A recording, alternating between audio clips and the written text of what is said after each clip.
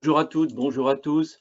C'est un vrai plaisir de vous retrouver. Ça serait un plaisir plus grand si je vous voyais, mais c'est déjà ça.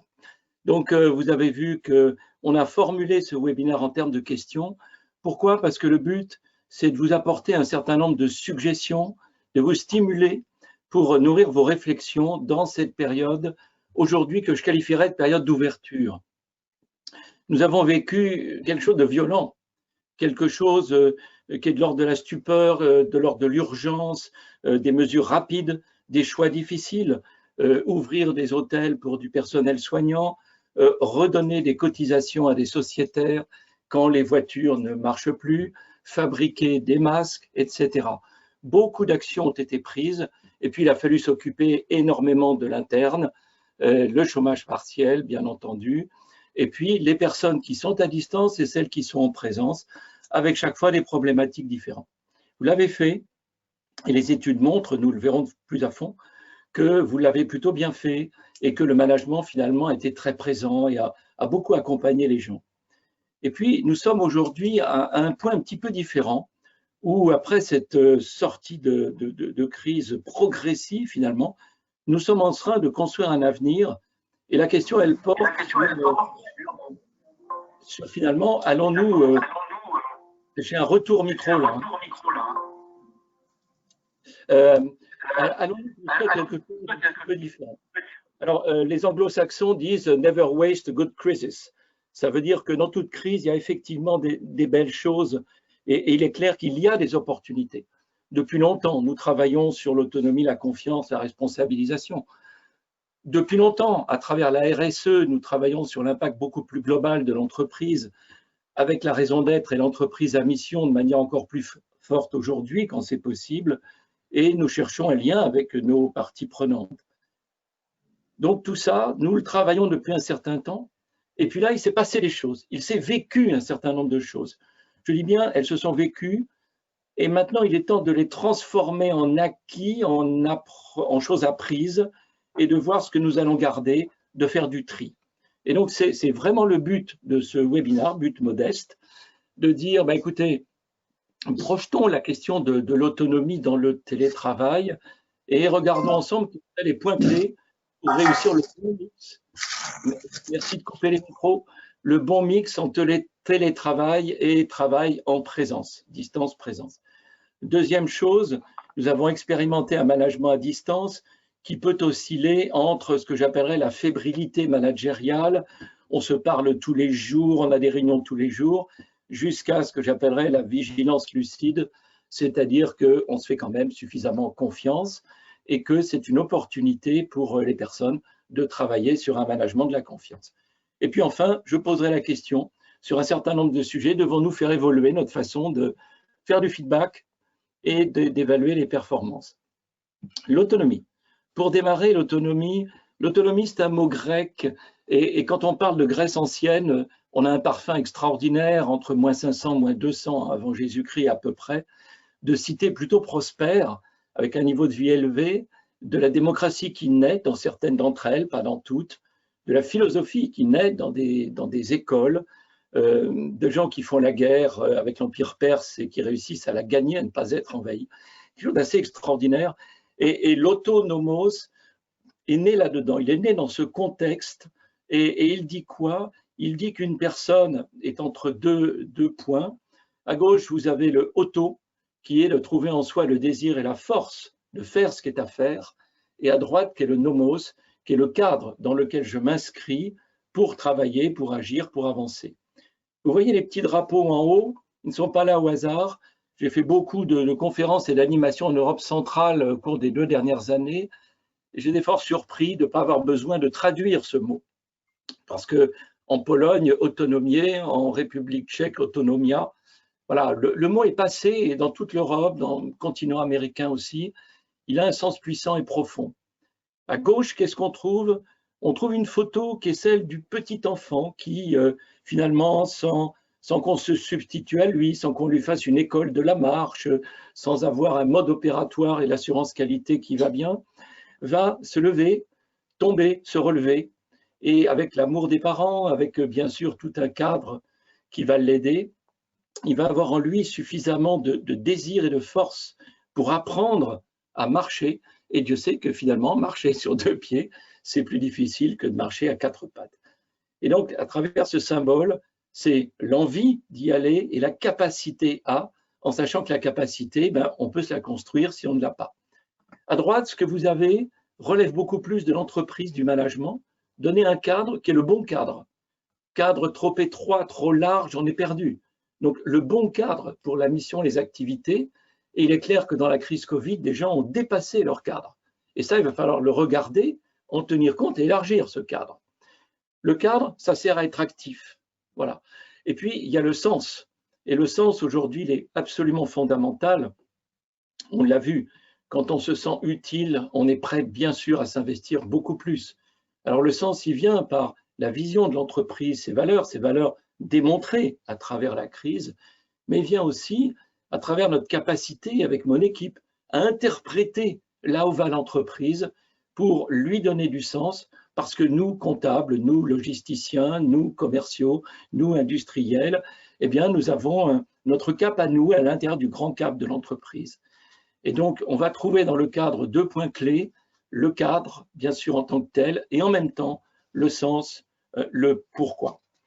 Voilà, donc là, on a les 2 pôles de l'autonomie, et je vous propose de garder ça en tête, la partie liée aux gens, la partie liée finalement au management, en dialogue avec les personnes. Quand on pense télétravail en 2017, c'est une étude de Monster qui a lieu régulièrement. Vous voyez qu'on pense le télétravail comme un avantage, comme une contribution au bien-être, et finalement, c'est une sorte de plus.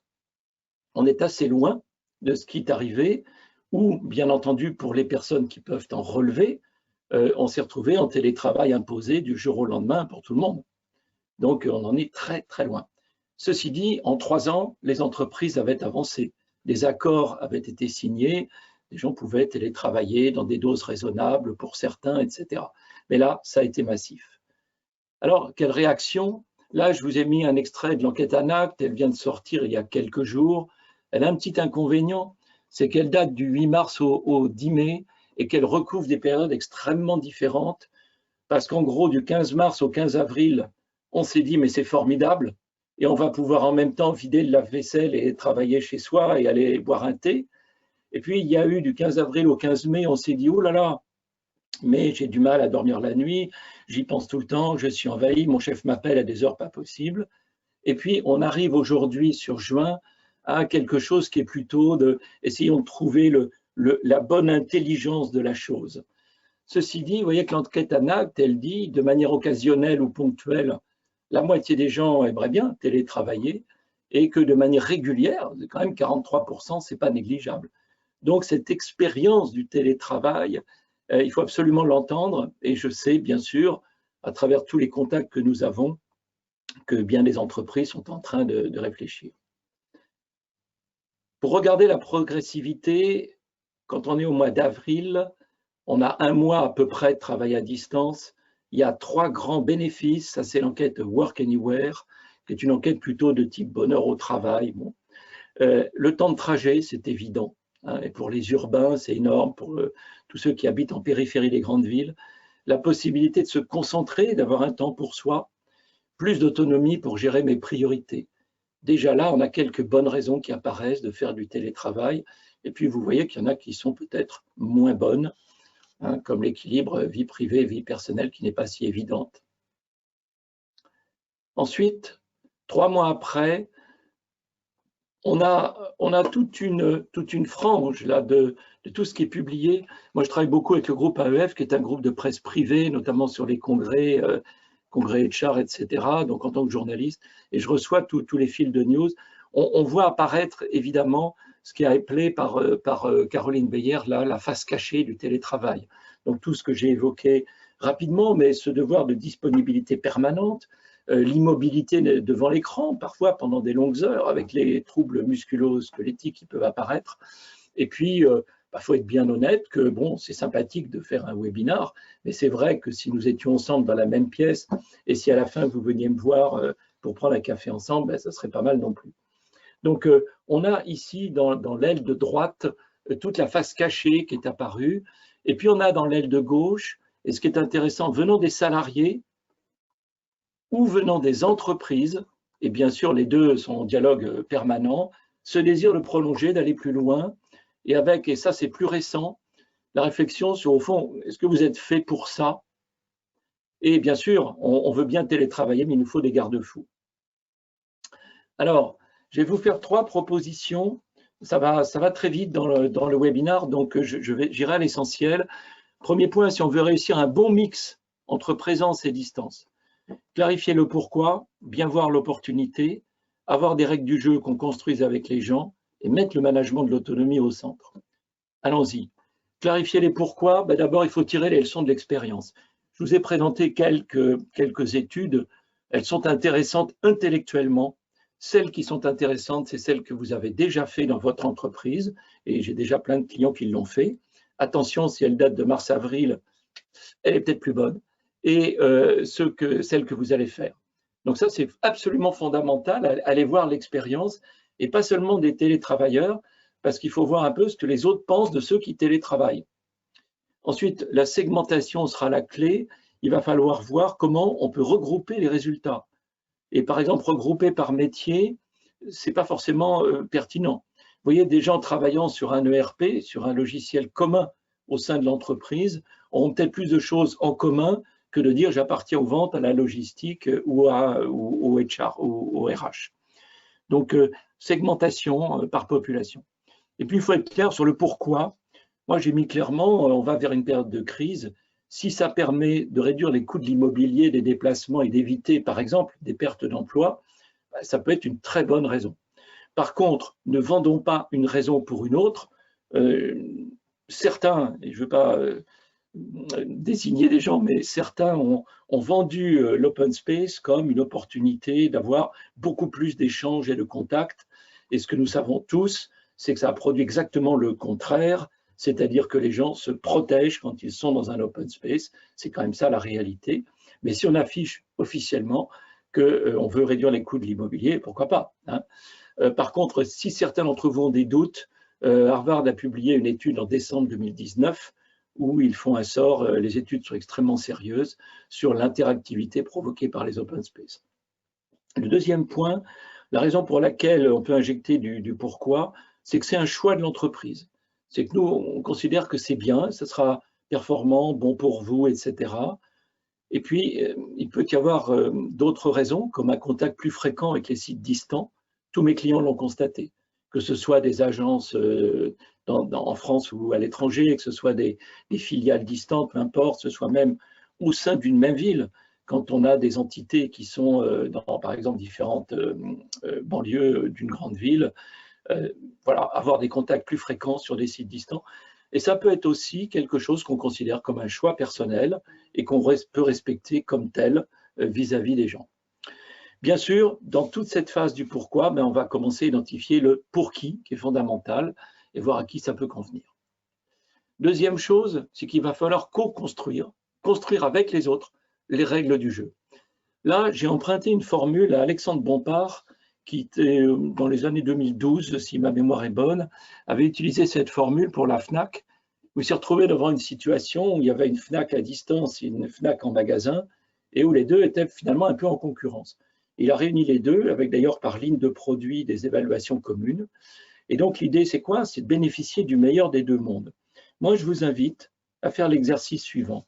Dès ce soir, dites-vous, dans mon poste à moi, si, de façon raisonnable, par exemple, nous allions vers 1 jour ou 2 par semaine, ou 3 jours par mois, je ne sais pas à ce stade, nous allions vers un peu plus de à distance, qu'est-ce que je ferais à distance et qu'est-ce que je ferais en présence?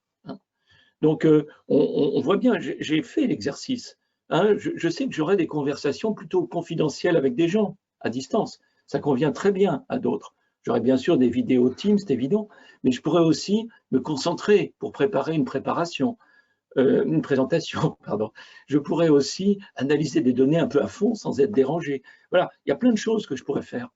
Préparer des rendez-vous, voilà.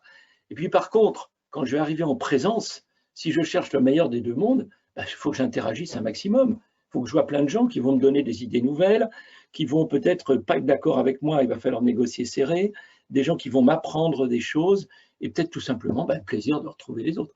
Donc, il va falloir réfléchir un petit peu sur ça, voir si c'est favorable à renforcer l'envie de travailler.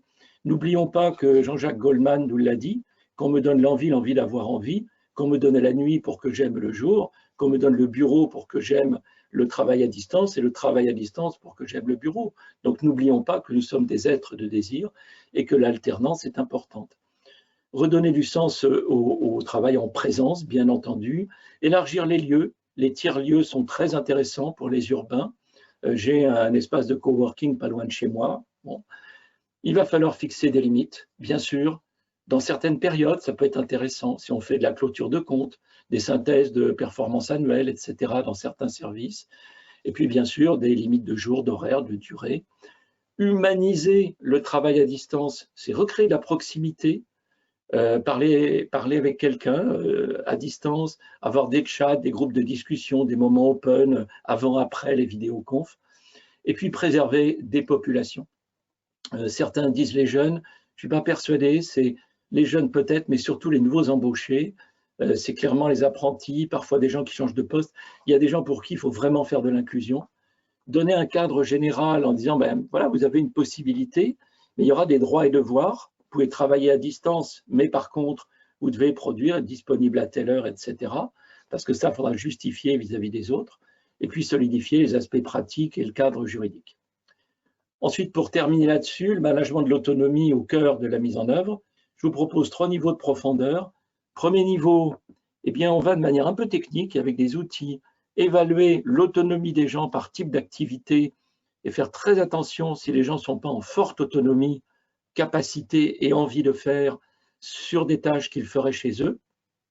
Le deuxième niveau, c'est de s'assurer que cette autonomie et le progrès sont dans la durée.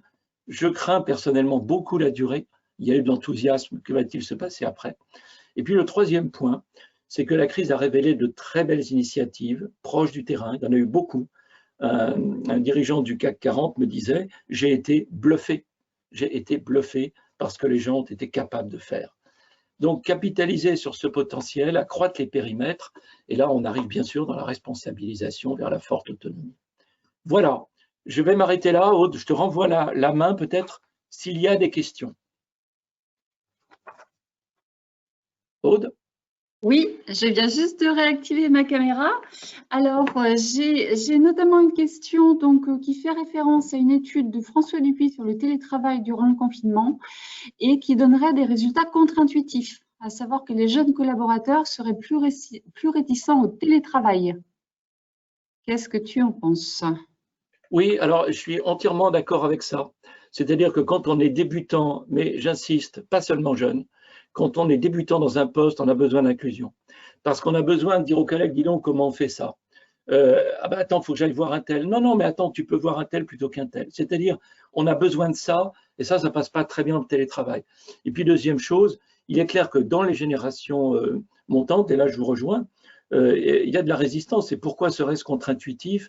Moi, chaque fois que je rentre dans un bureau qui est rempli de jeunes, je les vois quand même souvent un peu groupés, quoi. Hein. Et donc, voilà, mais je maintiens mes propos sur l'open space qui amène du repli sur soi parce qu'il n'y a pas que les jeunes. Et vous avez raison, les jeunes sont bien sûr plus résistants, mais c'est parce qu'ils ont besoin d'inclusion. Alors, est-ce qu'on ne risque pas, d'autres questions également sur, est-ce qu'on ne risque pas de créer un fossé entre finalement ceux qui télétravaillent et les autres, ou ceux qui auront le droit de télétravailler et les autres?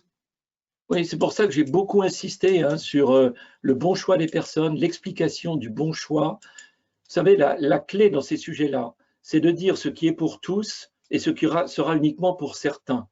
Pour ce qui est pour tous, il faut dire la règle, et pour ce qui n'est que pour certains, il faut dire les bonnes raisons pour lesquelles ce sera comme ça.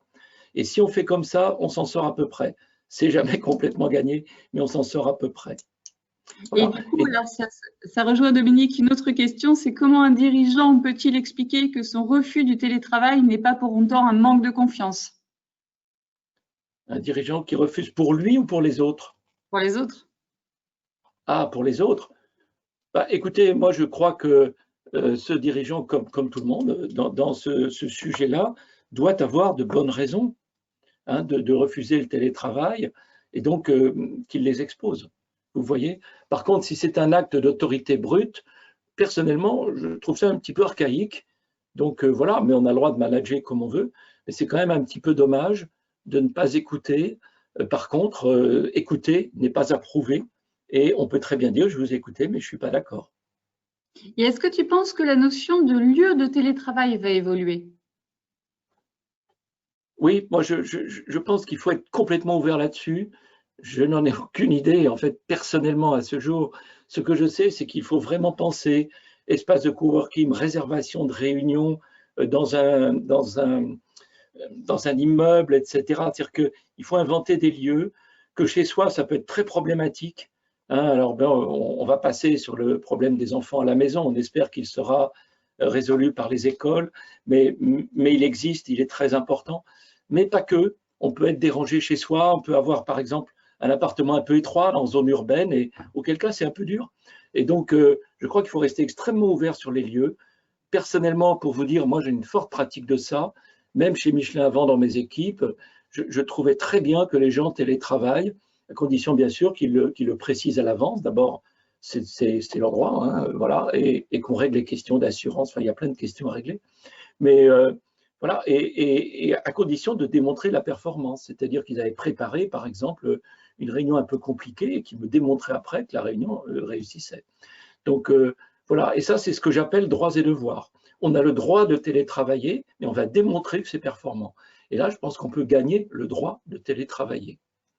Alors, on a beaucoup de questions. J'en ai une autre qui est intéressante aussi sur finalement le conseil sur le re-onboarding, c'est-à-dire des gens qui étaient, voilà, qui passent de tout télétravail à je reviens brutalement full-time en télétravail. Quels conseils on peut donner finalement par rapport à ça? Et ça rejoint une autre question qui me paraît aussi très intéressante, c'est finalement, est-ce que ce management à distance à grande échelle requiert de nouvelles compétences de la part des managers? Mais là, on anticipe peut-être sur ta dernière partie. Oui, ben, on peut faire la transition sur la partie suivante. Nouvelles compétences, moi je dirais surtout nouvelles attitudes, et je vais l'évoquer. Sur le re-onboarding, moi je pense que c'est le moment idéal. Là, ne tardez pas. Enfin, ma réaction, c'est vite, vite. Dépêchez-vous de faire l'enquête. Dépêchez-vous de regarder avec les gens ce qu'ils ont appris, de regarder vous-même ce qui s'est passé et de décider avec des groupes de travail, avec le management, l'équipe de direction, de décider ensemble et d'être dans une optique d'expérimentation très ouverte, très ouverte. Ce qui s'est ouvert avec la crise, ce sont des possibles. Qu'allons-nous en faire? Voilà, il faut être dans cette posture-là. Et peut-être que c'est possible, ben on se rendra compte que ben non, finalement, on s'est trompé.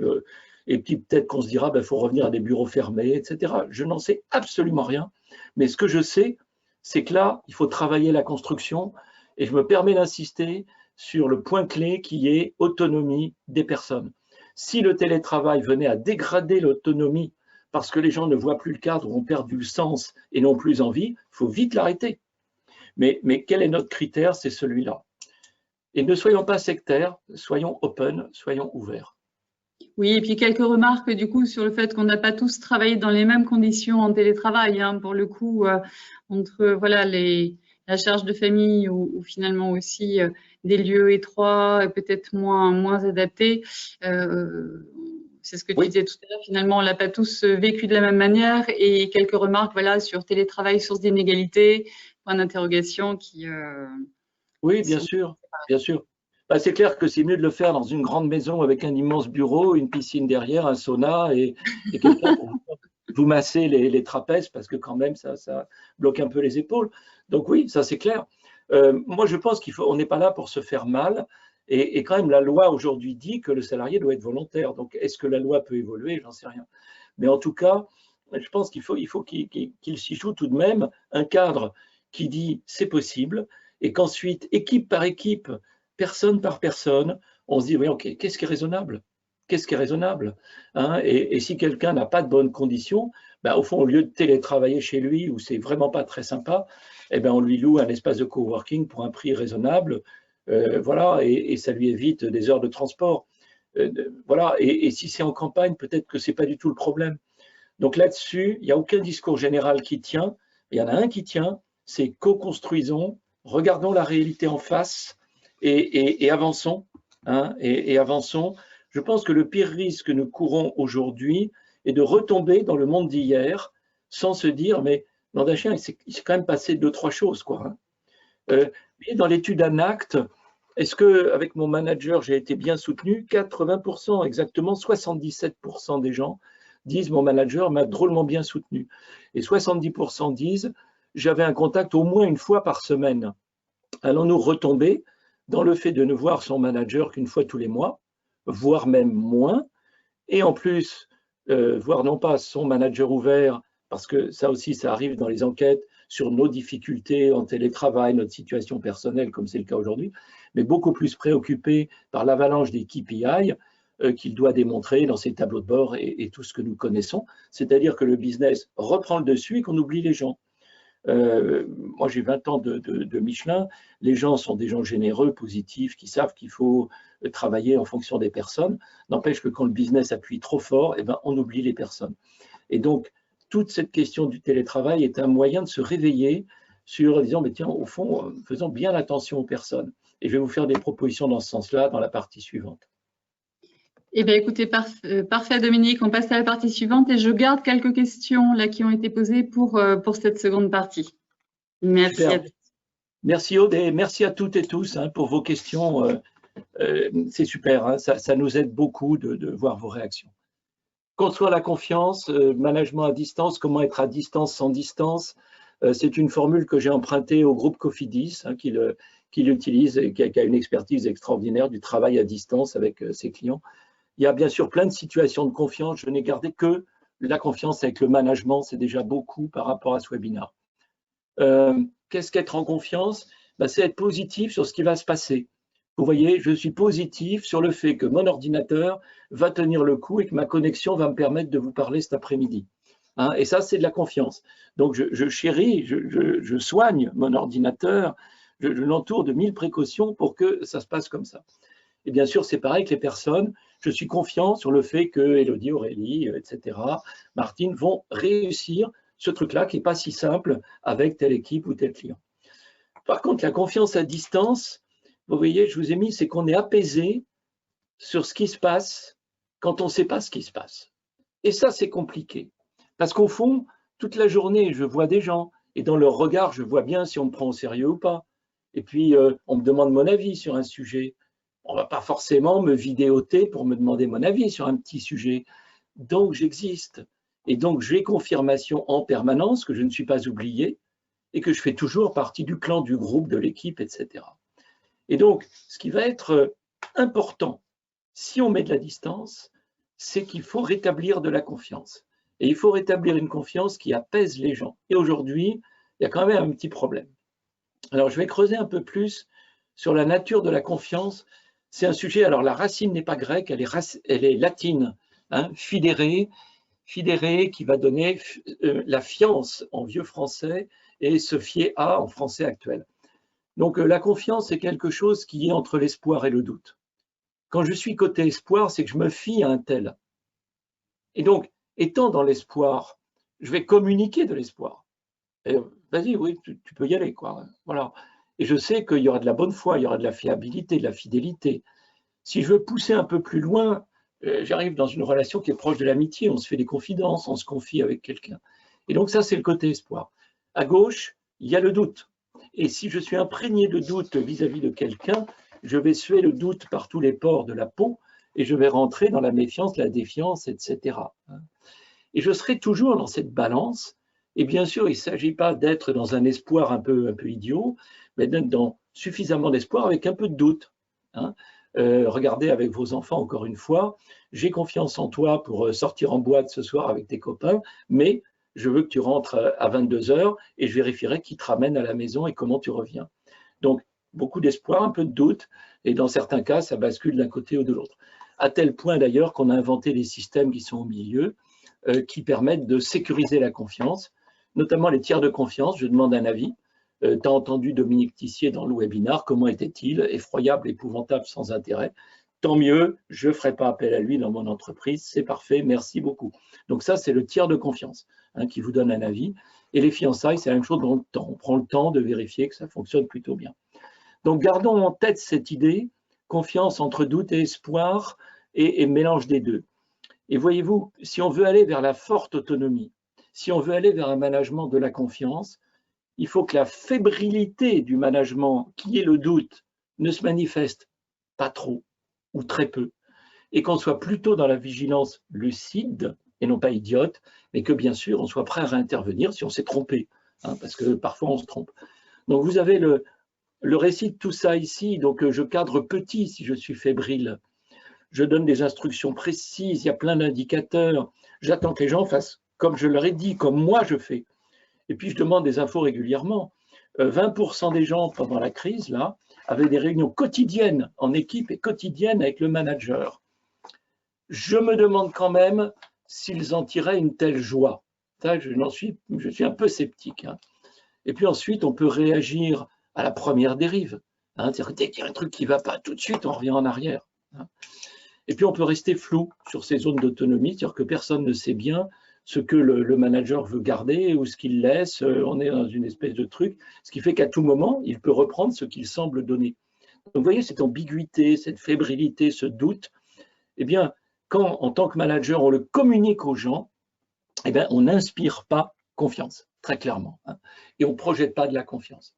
Par contre, quand on a une extension progressive, on voit bien, n'est-ce pas, que mon manager me donne de plus en plus de responsabilités, on travaille sur résultats, et je peux voir moi-même si je fais des efforts, il accepte des façons de faire différentes de moi. Il est disponible et il attend que je lui fasse du reporting, que je lui donne des informations pertinentes, donc il n'est pas sur mon dos sans arrêt. Ça, c'est difficile hein, pour un manager, c'est compliqué. C'est difficile pour un parent aussi. Hein, ouais. Pour apprendre de ses erreurs, ben, il me laisse en faire un certain nombre, mais il vérifie que j'ai appris. Et puis, il clarifie sa mission et il me dit que ben, ça, oui, ça peut être encore plus délégué. Vous voyez, vous aurez l'occasion peut-être de digérer un peu plus ça vous-même. Donc là, on voit émerger un management de la confiance qui est totalement indispensable quand on est à distance. Alors, on peut rater ça parce qu'il n'y en a pas assez. Donc, je vous ai mis ambiance, voilà, bon, on est dans la méfiance. Ah, t'as fait ça, oui, mais il lui a dit ça, oh là là. Trop, c'est trop, on est lost in confidence. Hein, je te fais confiance, tu as 14 priorités, mais tu es quelqu'un de formidable. Et puis, il y a quelque chose de vraiment important à regarder. Je vais faire une petite pause. C'est que nous avons en nous cet équilibre du doute et de l'espoir. Hein, vous vous rappelez Sarah Bernard disant à la jeune actrice qui lui disait « Je n'ai pas le trac, ne vous inquiétez pas, ça viendra avec le talent. Hein. » Donc, si on est talentueux, on doute. Sachant que les bons doutent. Moi, j'ai fait des RH pendant des années. J'ai toujours vu douter les très bons, ceux qui avaient un vrai potentiel et qui aujourd'hui dirigent des secteurs clés de Michelin. J'ai toujours vu arriver avec du doute sur les missions, parce qu'ils sont conscients des enjeux, etc. Et là, Lautner-Audiard, derrière qui je vais me retrancher, c'est les tontons flingueurs, ont une formule définitive, mais un peu grossière, donc c'est eux qui parlent et pas moi. Les cons, ça ose tout, c'est à ça qu'on les reconnaît. Donc voilà, les cons, ça ose tout, ça veut dire qu'il y a des gens qui ne doutent même pas. Et donc si tu ne doutes pas, eh bien, manque de peau, il va falloir que je doute pour toi. Et donc, le management de la confiance, c'est foutu. Donc, ça n'est possible qu'avec quelqu'un qui a le bon équilibre entre doute et espoir. Et ça, il faut le respirer, il faut le sentir. Ensuite, il y a un autre risque, c'est qu'on ne regarde plus les gens parce qu'on a confiance. Ah, mais j'ai confiance en toi, je sais que tu débarrasses la table tous les jours et que tu vides la poubelle. Formidable, tiens, aujourd'hui, c'est pas fait, dis donc. Eh ben, ouais, mais aujourd'hui, j'étais pas bien, je suis allé me coucher très tôt. Ah bon, d'accord. Il y a un vrai danger, si vous voulez, c'est qu'on a tellement confiance dans ce contrôleur de gestion qui est là depuis 304 ans, qui vous donne tous les résultats dont vous avez besoin, qu'on ne voit pas qu'elle ou lui, ben, il a envie de bouger, de faire autre chose. Puis un jour, il vous dit bye bye. Ah, ben, j'ai trouvé un job ailleurs, désolé, ciao, salut, bonne chance. Parce qu'on le voyait uniquement dans ce rôle. Donc la confiance ne va pas sans progression en autonomie. Confiance, autonomie. Voilà. Et puis alors bien sûr, le truc qui est absolument désastreux, c'est les surprises et les retours en arrière. Hein, je pensais que j'allais avoir cette mission et puis je ne l'ai pas, puis finalement il ne me la donne pas, mais il me la donne pas. Puis après on va recruter quelqu'un pour le faire. Enfin bref, voilà, tout ça c'est affreux, c'est des destructeurs de confiance. Vous voyez que ce n'est pas gagné, c'est très fin. Et je sais que mes amis de Philosophie Magazine sont probablement en écoute. La confiance, ça plaît pas beaucoup aux philosophes, mais ça fait le régal des psychologues parce que c'est quelque chose qui est très personnalisé, très dans le vécu, très dans la relation, ce que les philosophes n'aiment pas trop appréhender. Voilà, peut-être quelques questions par rapport à management à distance, management de la confiance. Peut-on générer, exporter de la confiance en tant que manager? À votre écoute pour quelques minutes. Oui, alors, une question vraiment liée, comment gérer en fait des conversations très chargées émotionnellement ou complexes quand on n'est pas en face à face? Alors là, vous voyez, je vais vous répondre, ça dépend, quoi. Vous allez être déçus, mais prenez le MBTI, il y a les extravertis, les introvertis. L'introverti, il aime bien la conversation privée. Et je connais beaucoup de gens qui sont très à l'aise. La question, c'est qu'il faut d'abord avoir créé la relation. C'est-à-dire que si on se connaît, s'il y a un niveau de confiance suffisant vers la droite, avec ce petit doute légitime, si on est dans cette confiance, je pense qu'il est possible, avec des gens, et j'en ai eu de ces conversations, par exemple avec des gens, vous voyez, dans un pays un peu lointain qui m'appellent parce qu'ils sont en difficulté avec leur hiérarchie, je suis leur manager fonctionnel, et je dois avec eux trouver un moyen de les soutenir sans les mettre en difficulté vis-à-vis de leur hiérarchie. Et donc là, on a eu des conversations de face à face par écran interposé extraordinaires.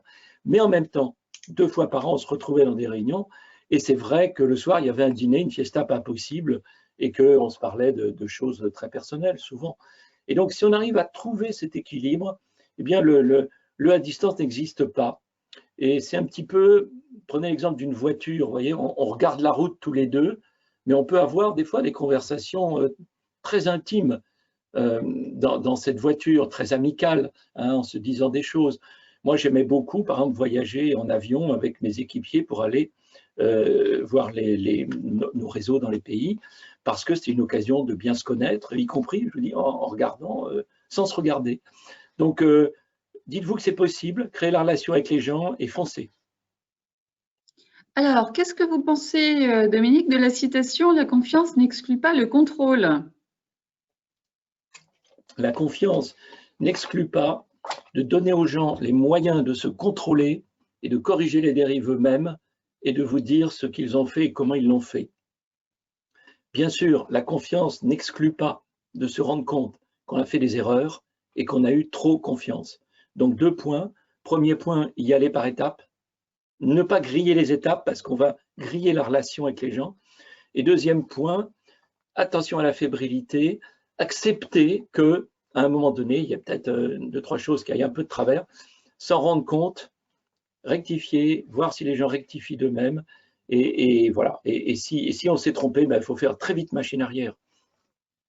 Alors, une remarque hein, qui dit finalement, télétravail ou pas, la confiance, c'est simplement la capacité à déléguer. Point d'interrogation. Je suis d'accord. Je n'ai pas voulu le poser comme ça parce que c'est un vieux cadre. Et je pense qu'on peut aujourd'hui aller vers un cadre, vous voyez, renouvelé, plus neuf. Parlons d'autonomie, parlons de confiance, parlons du vivre ensemble. Voilà, il faut trouver un nouveau vocabulaire.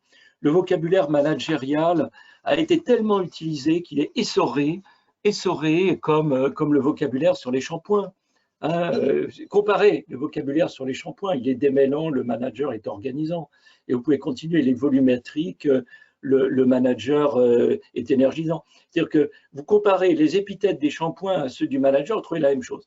Donc c'est dramatique, on est dans une posture dramatique. Hein. Et donc retrouvons des mots, créons des mots dans chaque entreprise qui sont nos mots. Voilà. Et évitons tous ceux qui sont un peu éculés. Et même confiance, à mon avis, je vais vous dire, dans 2-3 ans, c'est foutu, quoi. Parce que c'est en train de venir le management par la confiance et tout. Alors, on a eu droit à l'entreprise libérée aussi. Maintenant, on va avoir droit à l'entreprise altruiste.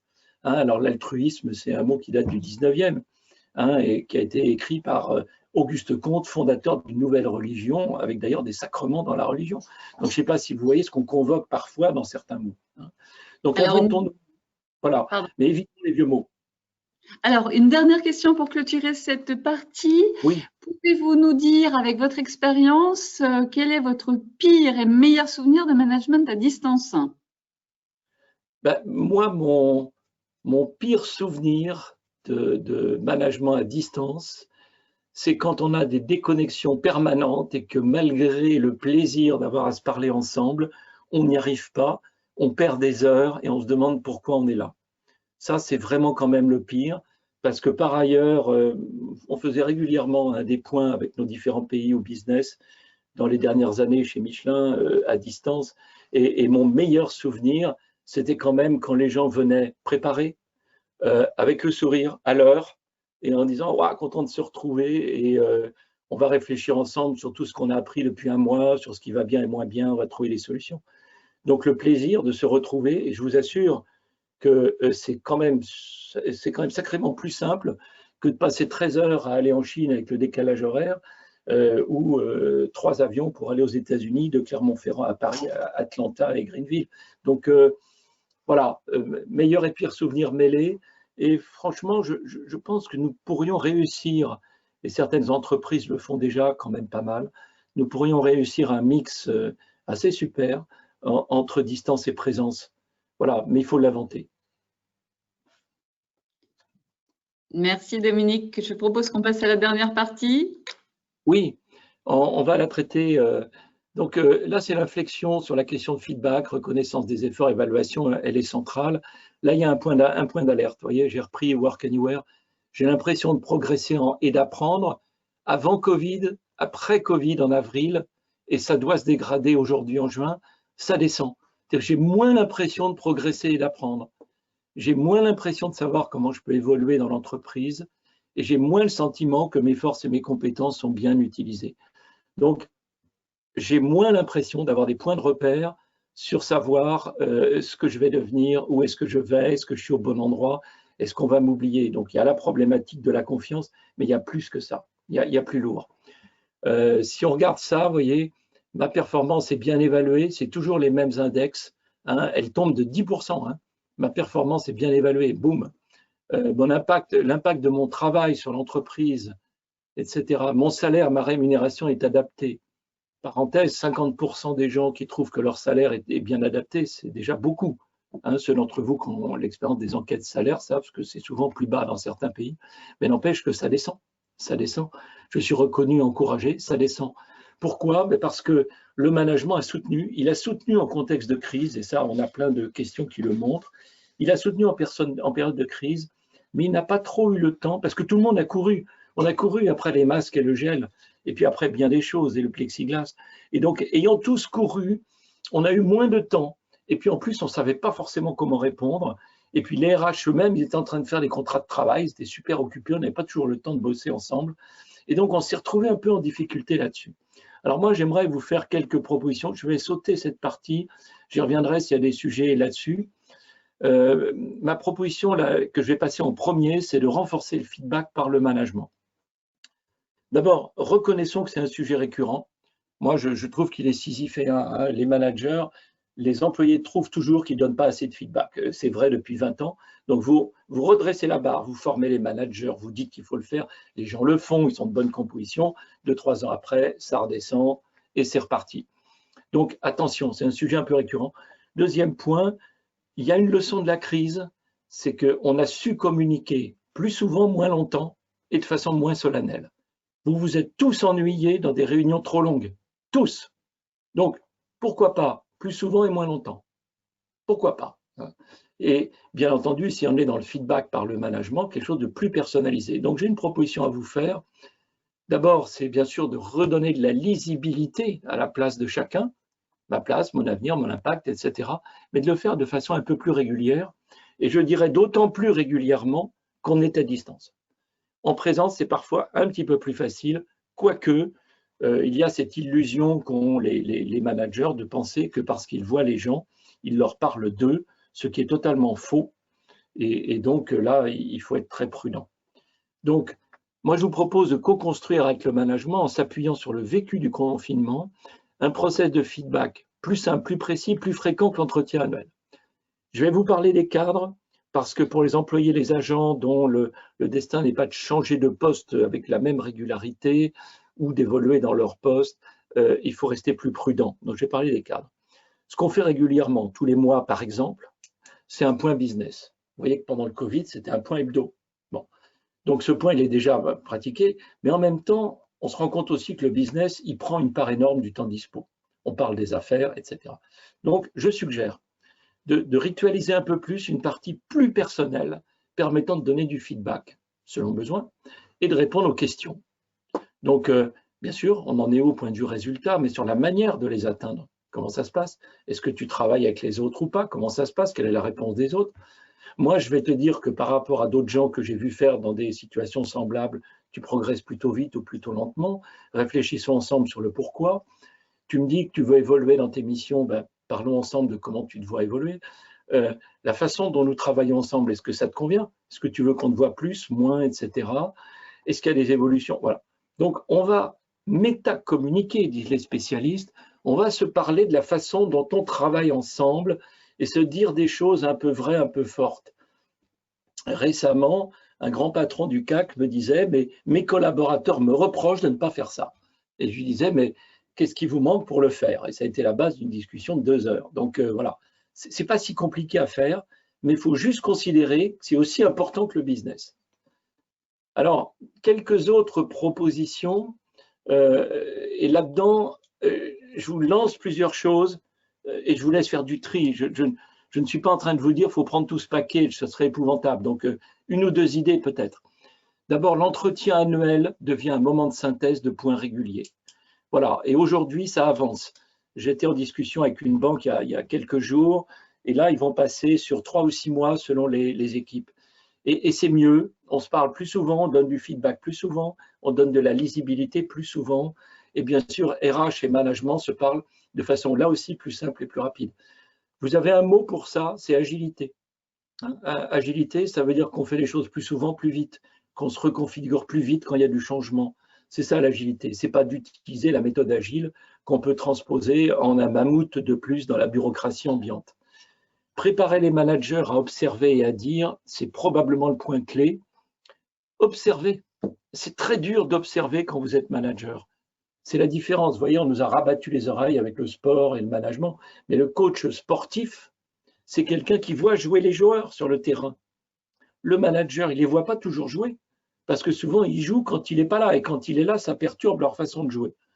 Donc, aller sur le terrain, discuter avec les gens, et vraiment, là, il y a quelque chose à trouver sur observer comment ça se passe, et puis apprendre à dire sans que ça fasse mal. Et pour ça, il y a plusieurs points.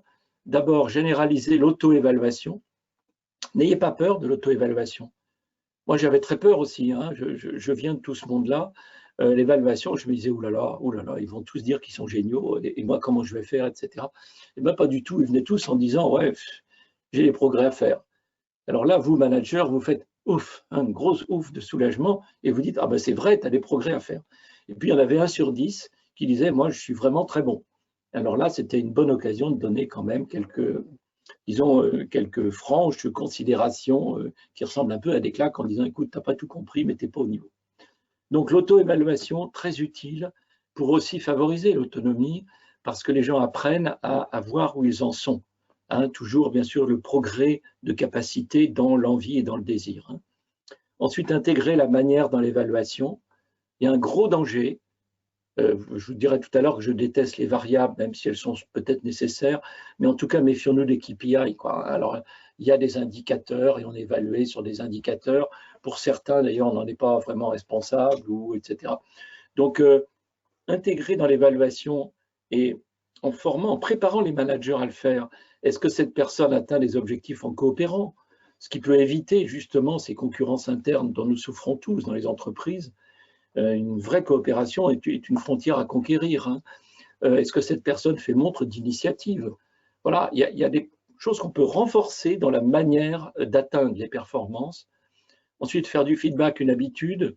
J'ai travaillé un moment aux États-Unis. C'est clair qu'aux États-Unis, le feedback, un jour, je m'en prends un peu dur et un de mes collègues américains me dit, mais ne t'en fais pas, Dominique, feedback is a grace. Donc, j'ai compris que feedback était a grace. J'ai digéré mon feedback et puis je me suis amélioré comme tout le monde.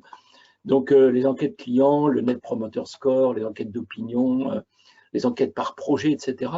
Et au fond, donner aux gens l'habitude du feedback et du fait que c'est normal et que donc on peut dire à quelqu'un, écoute là-dessus, franchement, c'est pas terrible.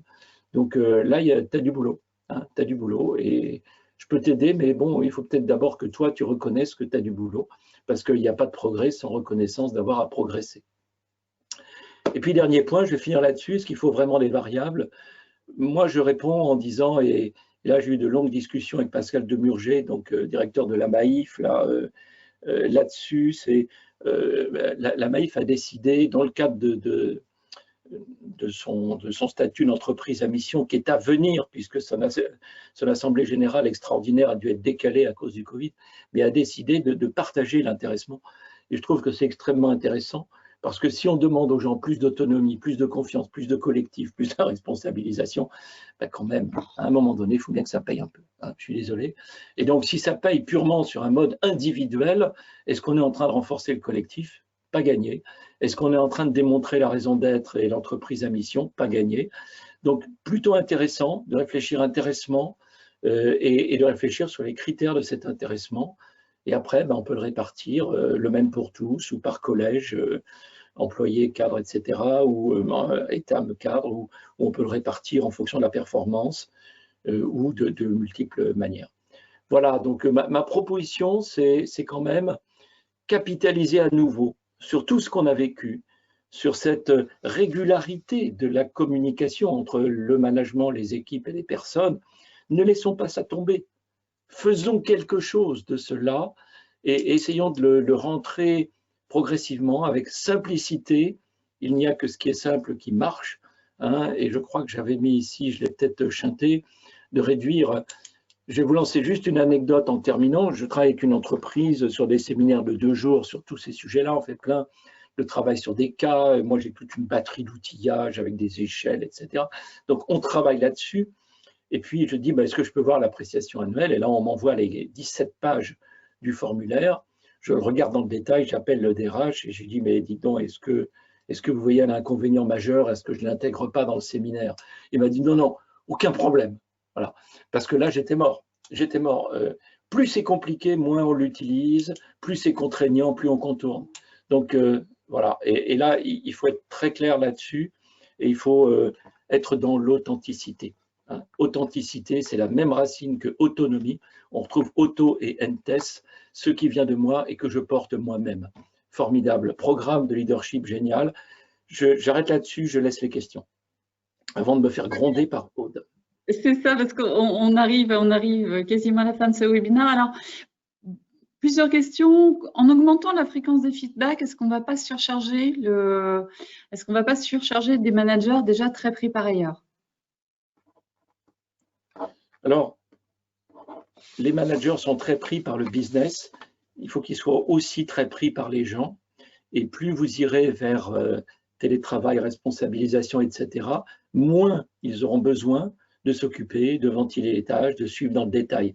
Et c'est ce temps-là qu'il faut réinjecter dans du feedback, dans du support de coopération et dans le fait de contribuer en tant qu'individu à l'équipe à laquelle ils appartiennent.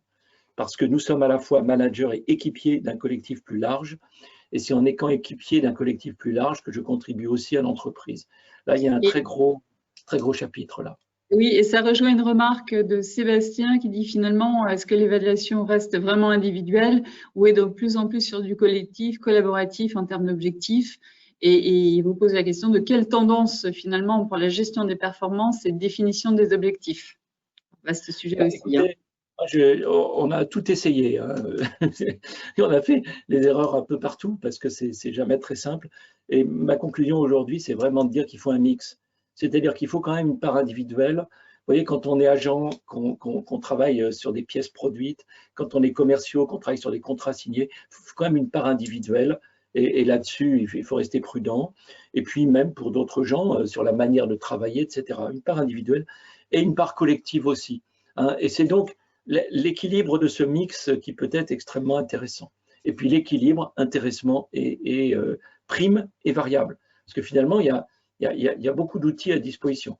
Et alors attention aux primes qu'on réintègre systématiquement dans ce salaire, parce que là, j'ai des noms sur des managers qui font ça, et ça, c'est n'importe quoi. Eh bien, écoutez, Dominique, merci beaucoup. On a encore de nombreuses questions, mais en fait, on arrive à la fin de notre session.